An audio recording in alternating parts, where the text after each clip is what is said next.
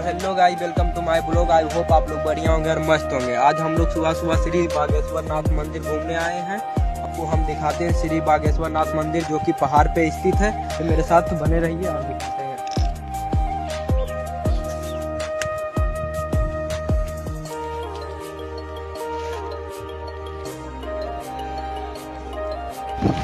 तो गाइस, आप लोग यहाँ का नेचर देख सकते हैं।